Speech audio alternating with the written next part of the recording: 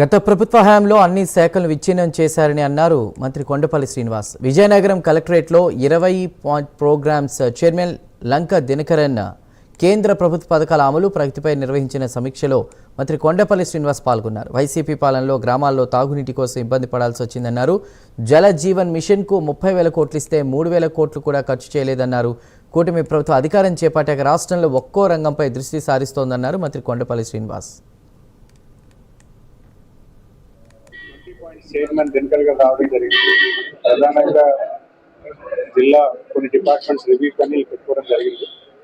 రివ్యూలో కొన్ని కొత్త అంశాల మీద రివ్యూ చేసి ఎక్కడైనా ల్యాబ్స్ ఉంటే క్లియర్ చేయడం జరిగింది. ఎప్పటికప్పుడు మనం రివ్యూ చేస్తూ ఉంటే ఎక్కడైనా డిపార్ట్మెంటల్ చెక్ పాయింట్స్ ఏమైనా ఉన్నా కూడా అది వెరిఫై చేసుకోవడం జరిగింది. ప్రధానంగా హెల్త్ విషయం మీద, మరి శానిటేషన్ మీద, అలాగే కొత్తగా జీరామ్జీ స్కీమ్ పథకం ఏదైతే కన్వర్ట్ అవుతుందో అండ్ ఎంజీఎన్ఆర్జీఎస్ నుంచి జీరామ్జీకి మనం వెళ్తున్నాము. దాన్ని ఎలాగ మనం డిస్ట్రిక్ట్ ఇంప్లిమెంట్ చేసుకోవాలి, ఏ రకంగా మనం సింప్లిఫై చేసుకోవాలి, ఎందుకంటే ఇది కొత్తగా వచ్చింది. ఎక్కడ కూడా ఇబ్బంది లేకుండా దాన్ని కింద స్థాయి వరకు కూడా సరైన డైరెక్షన్స్ ఇవ్వాలి. దాని మీద ఎక్కువగా డిస్కషన్ చేసుకోవడం జరిగింది.